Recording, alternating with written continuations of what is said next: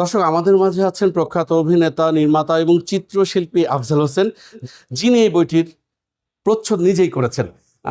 অনুভূতি জানতে চাচ্ছি আজকের এই অনুষ্ঠান নিয়ে এবং ফরিদুর রেজা সাগরকে নিয়ে।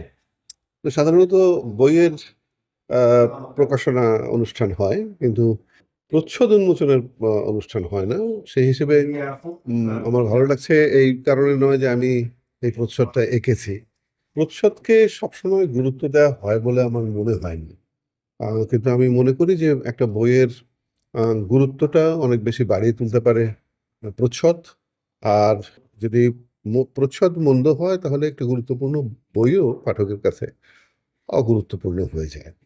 তো সেই হিসেবে এটা আমার কাছে খুবই অদ্ভুত লাগছে যে বইটি প্রকাশ হওয়ার কিছুদিন আগেই প্রচ্ছদটা প্রকাশনা হচ্ছে এবং সেটা নিয়ে কথা হবে।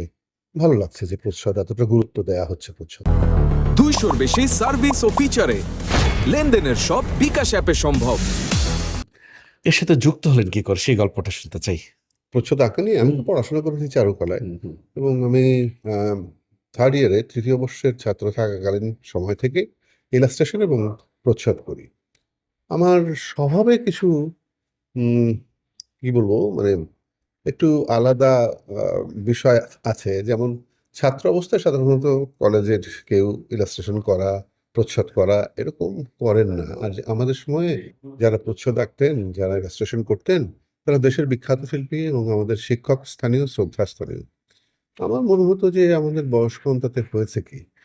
আহ, ওটা তো একটা, আমাদেরও যে হাত, আমাদেরও যে ভাবনা, সেটা তো একটা নতুন কিছু আনতে পারে। এইভাবে আমি আসলে তৃতীয় বর্ষ থেকে কাজ শুরু করি এবং একটানা বহু বছর ধরে প্রচ্ছদ এবং ইলাস্ট্রেশন করেছি। একটা পর্যায়ে সরেও গিয়েছি, কারণ ওই যে আমি বলে নিয়েছি আমার মধ্যে কিছু উম, বিষয় আছে, সেটা আহ, আমি দ্বারা নিয়ন্ত্রিত। যেমন মনে হতো যে একটা প্রচ্ছদ আঁকতে সকালে মানে একটা প্রচ্ছদের কাজ শুরু করে বিকেলে একটা প্রচ্ছদ শেষ করে ফেলা যায় না। কখনো কখনো একটা প্রচ্ছদ 7 দিন লাগতে পারে, কখনো কখনো 3 ঘন্টা একটা প্রচ্ছদ হয়ে যেতে পারে। 200-র বেশি সার্ভিস ও ফিচারে লেনদেনের সব বিকাশ অ্যাপে সম্ভব। তো এই আনসার্টিনিটি থাকে, এবং সেটা অনেক সময় অনেকেই মনে করে থাকেন যে প্রচ্ছদ আঁকায় আমি বেশি সময় নিচ্ছি। এরকম যখন মনে করাটা কথা উল্লেখ করা হয়, তখন মনে হয় এই কাজটা আমি এখন না করি। আর বইয়ের প্রকাশের পরে তার সাফল্য নিয়ে আপনার ইয়েটা কতটুকু? এই বইটা খুব ভালো লাগবে, কারণ এই বইটার বিষয়টা হচ্ছে যে ফরিদুর রাজা সাগরের আহ, ধারে কাছের বা আলাদা করে ফরিদুর রাজা সাগর যাকে নিয়ে ভাবেন এরকম মানুষদের আহ, নিয়ে লিখেছেন। এটা একটা চমৎকার লেখা হতে পারে এই কারণে, যেটা ব্যক্তিগত লেখা নয়।